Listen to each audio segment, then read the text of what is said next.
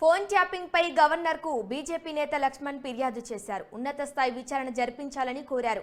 BRS నేతలు అధికార దుర్వినియోగానికి పాల్పడ్డారన్నారు. దుబ్బాక, హుజూరాబాద్, మునుగోడులో అక్రమాలు చేశారు. బీజేపీ నేతల ఫోన్లను ట్యాప్ చేశారన్నారు.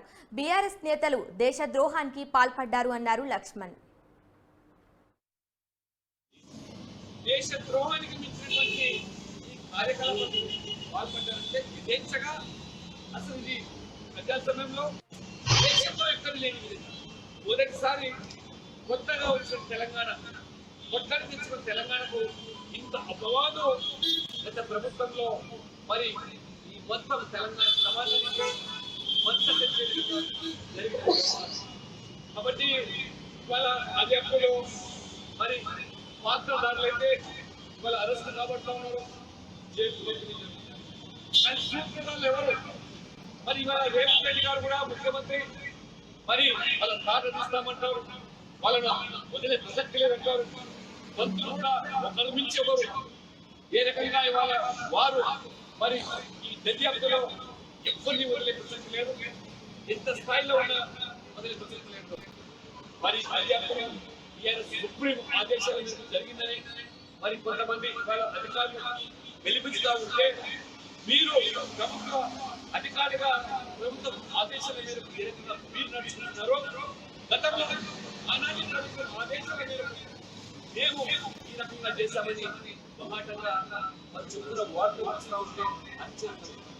అందుకనే మరి వాళ్ళ రేవంత్ రెడ్డి గారు ఈ యొక్క ఫోన్ ట్యాపింగ్ కానివ్వండి అనేక విషయాలు ద్వారా మీరు ఎన్నికల ముందు ఆలస్యం యొక్క అభివృద్ధి గురించి కుంభకోణం గురించి మాట్లాడారు, వేదికల గురించి మాట్లాడారు, కరెంట్ గురించి మాట్లాడారు, అదేవిధంగా డ్రగ్స్ మాఫియా గురించి మాట్లాడారు. పెద్ద తెలంగాణలు అందరూ కూడా వదిలే ప్రసక్తి మీరు నెక్కినంతా కూడా టీఆర్ఎస్ తగ్గించి పంచి పెడతామన్నారు.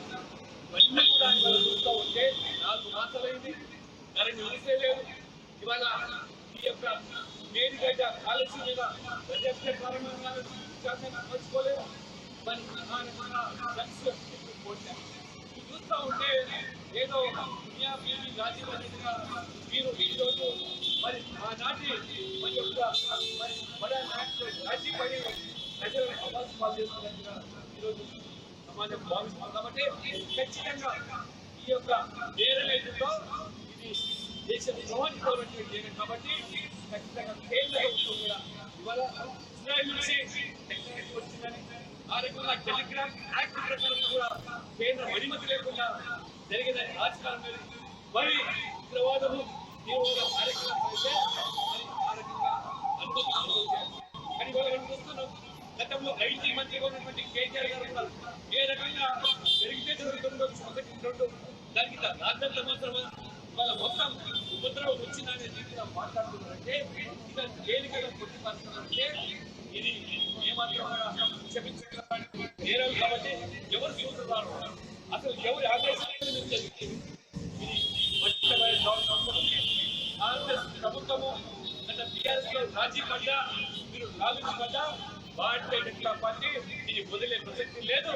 ఖచ్చితంగా సిబిఐ ద్వారా ఎంక్వైరీ చేసి అసలు దోషులు ఎవరో వారు నీకు తెలిసి అవసరం. కాబట్టి అసలు దేశం తేలే వరకు రాజకీయ పరమైన పోరాటంతో పాటు ఖచ్చితంగా అన్ని విధాలు కూడా కేంద్ర